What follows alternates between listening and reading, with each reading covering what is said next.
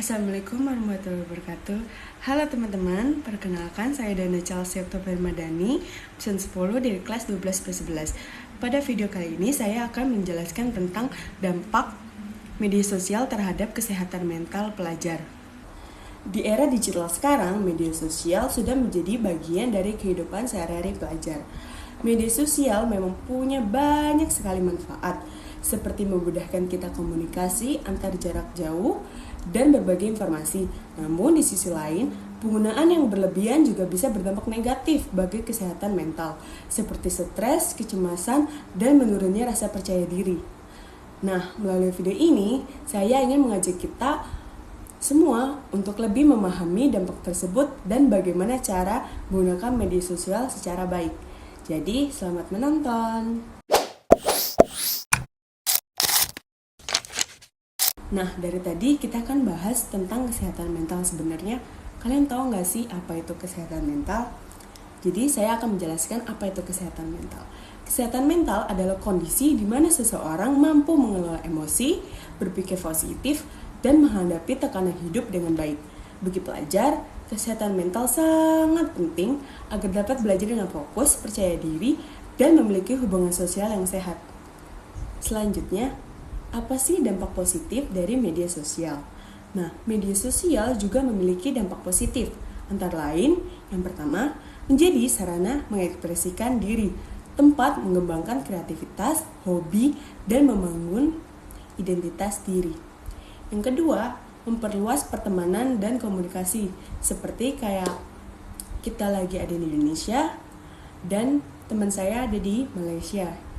Jadi kita komunikasi melalui media sosial.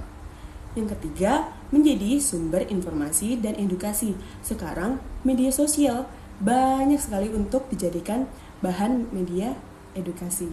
Seperti pembahasan UTBK untuk anak kelas 12, pembahasan TKA yang kemarin untuk persiapan anak kelas 11 juga. Yang keempat, memberi dukungan sosial melalui komunitas positif. Nah, itu adalah beberapa dampak positif media sosial. Jika digunakan secara tepat, media sosial dapat membantu pelajar merasa lebih terhubung dan termotivasi. Nah, tadi kita kan sudah bahas tentang dampak positifnya. Sekarang kita akan bahas tentang dampak negatif media sosial terhadap kesehatan mental pelajar. Namun, penggunaan media sosial yang berlebihan dapat menimbulkan dampak negatif, seperti yang pertama, kecanduan media sosial sehingga sulit mengatur waktu belajar. Contohnya, kita scroll TikTok, kita scroll Instagram Reels, kita scroll YouTube Short, gitu. Yang kedua, perbandingan sosial, merasa minder ketika melihat kehidupan orang lain. Yang ketiga, ada cyberbullying yang dapat menyebabkan stres dan depresi. Yang keempat, gangguan tidur akibat terlalu lama menatap layar HP. Yang kelima, menurunnya rasa percaya diri dan kesehatan emosional. Jika dibiarkan begitu saja, kondisi ini dapat mengganggu prestasi belajar dan kesehatan pelajar.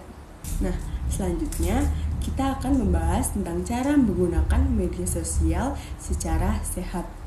Menggunakan media sosial secara baik memerlukan sikap bijak, etika yang sopan, dan tanggung jawab. Penting untuk menyaring informasi anti hoax, menjaga privasi, menghargai karya orang lain, dan berinteraksi positif. Gunakan media sosial untuk produktivitas, batasi waktu penggunaan, dan hindari konten negatif untuk menjaga kesehatan mental dan keamanan digital. Berikut adalah panduan lengkap cara menggunakan media sosial secara baik. Yang pertama, saring sebelum sharing anti hoax. Verifikasi kebenaran informasi sebelum membagikannya. Hindari menyebarkan berita bohong, provokasi, atau sara. Yang kedua, jaga etika dan sopan santun. Gunakan bahasa yang baik dan ramah dan berinteraksi atau berkomentar dengan bijak. Hindari cyberbullying, ujaran kebencian, dan argumen yang tidak perlu. Yang ketiga, lindungi data pribadi. Jangan membagikan informasi sensitif seperti alamat rumah, nomor telepon, atau data keuangan. Atur privasi akun Anda secara berkala. Yang keempat adalah berpikir sebelum posting. Hindari menggunakan konten saat emosi, marah, atau sedih. Pastikan konten yang dibagikan memberikan manfaat atau dampak positif. Yang kelima, manfaatkan untuk hal positif. Gunakan media sosial untuk membangun personal branding, belajar hal baru, atau memperluas jaringan profesional. Yang keenam, batasi waktu dan lakukan detox. Hindari kecanduan dengan menetapkan batasan waktu harian. Lakukan detox digital jika media sosial mulai mengganggu kesehatan mental Anda. Yang ketujuh, hargai hak cipta. Tidak melakukan plagiat atau mengklaim karya orang lain, selalu cantumkan sumber jika membagikan ulang konten. Dengan menerapkan langkah-langkah di atas, media sosial dapat menjadi tempat yang aman dan produktif. Sebagai pelajar, kita perlu menyadari bahwa media sosial adalah alat, bukan penentu kebahagiaan kita. Gunakan media sosial untuk hal-hal yang positif, jangan biarkan perbandingan dan komentar negatif memengaruhi kesehatan mental kita.